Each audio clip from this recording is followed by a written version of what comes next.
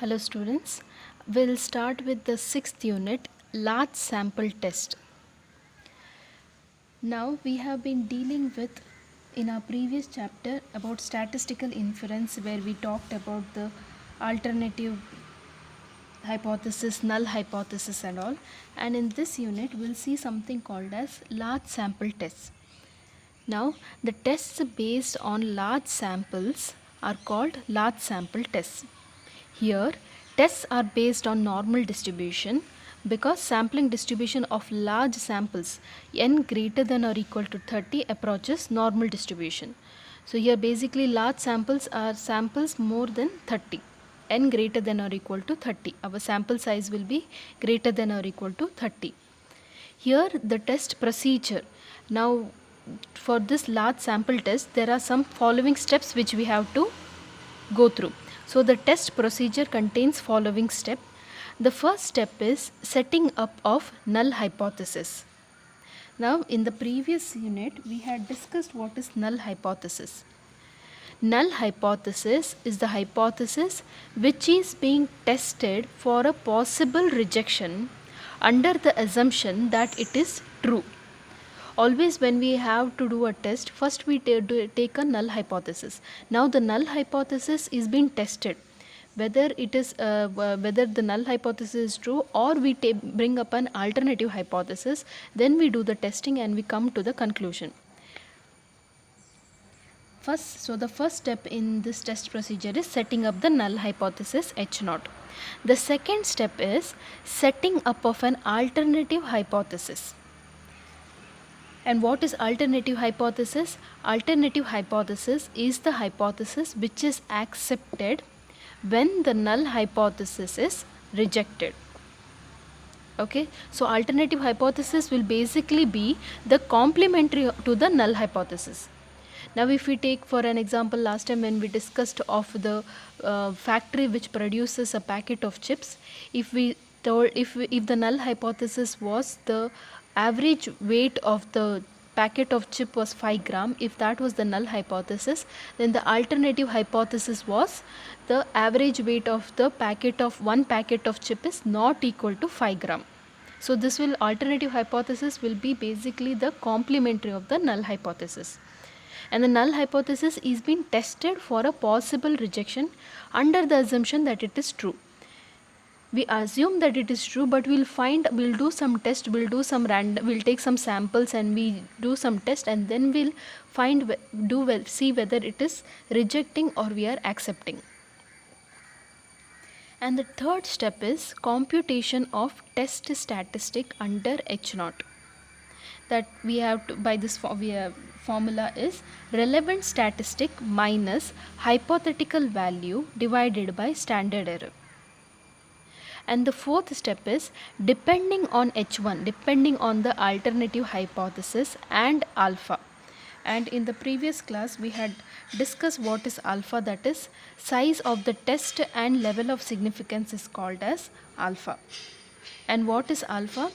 Alpha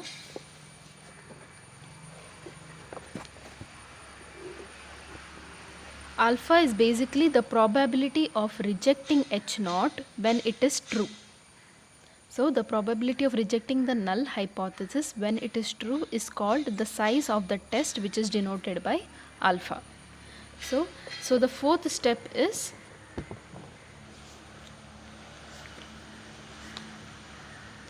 depending on H1 and the value of alpha, the critical value K is chosen. So there is a table of critical values. Now depending on H1 and alpha, we have to choose the critical values. So for two-tailed test, when the level of significance is 5%, minus K will be minus 1.96 and K will be 1.96. And if it is one-tailed test, in one-tailed test also we have left-tailed test and right-tailed test. For left-tailed test, minus K will be minus 1.65 when the level of significance is 5%, and for right-tailed test, when 5% level of significance, it is 1.65. Similarly, for 1% we have what is the value of minus K, what is the value of K for the two-tailed test, and for the one-tailed test we have what is the value of minus K and plus K. Now this is just a table. You'll have to remember these few values. Just this is will be negative, this will be positive. One will be negative, one will be positive. Just the 4 values we have to remember, and the negative and the positive side of it. We'll be using the will be using this later in the problems. That time you can clearly get to know. And the fifth step is, if the calculate value of this test statistic, when we put this formula and we calculate the z value test statistic, if it lies in the acceptance region, then H0 is accepted. Now when we calculate the z value, if the value lies in the acceptance region, then the null hypothesis is accepted. Otherwise, the null hypothesis is rejected and the alternative hypothesis is accepted. Okay, that is, now for a two-tailed test, if we are doing a two-tailed test, if the value of z, whatever when we apply in this formula, and when we get a value, calculated value of the test statistic z, if that value lies between minus k and k, and what is minus k and k for a two-tailed test? From this table, minus k for a two-tailed test is these two values, but again it depends on the level of significance. In the problems they will tell us what level of significance, and according to that we'll have to take the values of minus k and k for the two-tailed test. Now for a two-tailed test, if the z calculated value lies between minus k and k, then the null hypothesis is accepted. For left-tailed test, if the calculated value of z is greater than or equal to minus k, that is this part, this one is left tailed.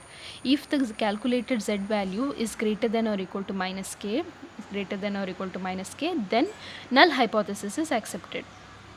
For the right tailed test is this side. For the right tailed test, this is just to remember, this is just for you all to make it easy to remember. I am saying, see, this side is left tailed, this side is right tailed.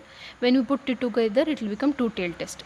So just to remember all the signs, I am just making it easier. This side is left tailed, this side is right tailed. So for right tailed test, if the calculated of test statistic is less than or equal to k, then the null hypothesis is accepted. Otherwise, the null hypothesis is rejected. So if these values lie in this region, then the null hypothesis will be if otherwise it will be rejected. If this is not in the region, then it will be, if it is in the region, then it will be accepted. If it is not, then it will be rejected. Next, there are some applications of normal tests. The first application of normal tests are, it is used for test of population mean, test for equality of means of two population. Then we can calculate, this can be used for calculation of population mean and test for equality of means of two population. Now if there are two population, if we have to calculate the test for equality of their means, and test for population proportion, and test for equality of proportions of two populations. So these are the 4 applications of normal tests. So we will be discussing each one of these applications in this unit. First we will be taking the test for population mean, next we will do test for equality of means of two population, then we will go on the third and the fourth application. We will discuss the next one population and the other in the next class. Thank you.